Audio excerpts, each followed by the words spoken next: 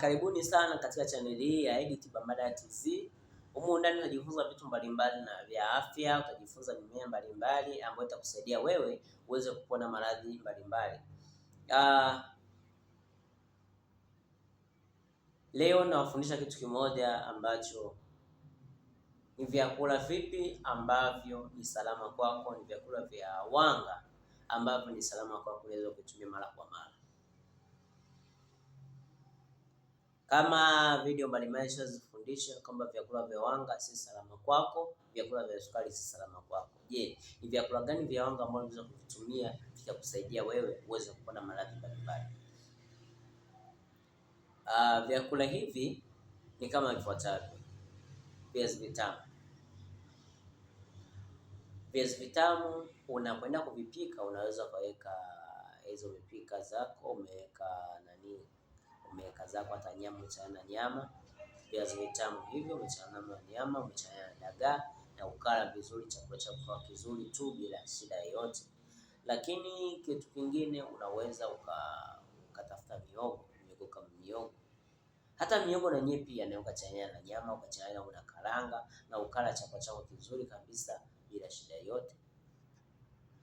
Unaweza tena ukatafuta magimbi kama magimbi. Tafuta magimbi, kula yale magimbi mazuri sana, ni matamu vibaya mno. Kula magimbi.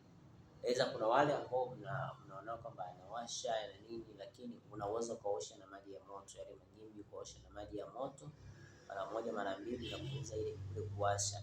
Unaweka na karanga, unaweza kuweka ndani ya chungu, ukachanganya na bilingani na ukala chakula chako kizuri kabisa bila shida yoyote. Ukachanganya na maharage, viazi vikuu ukala.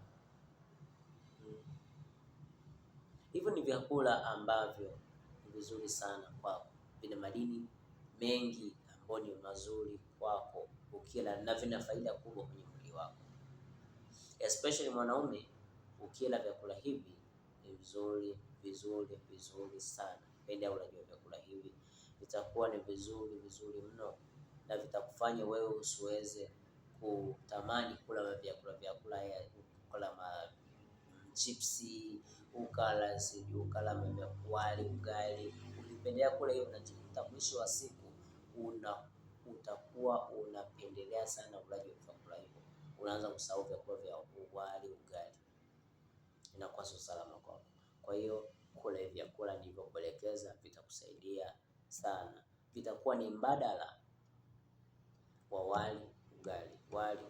Inakuwa ni mbadala sana. Asante sana. Usisahau kusubscribe, usisahau kushare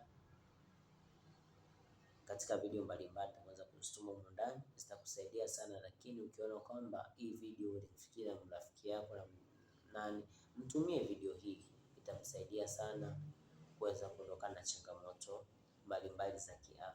Endelea kufuatilia huko ndani, lakini usisahau kusubscribe. Asante.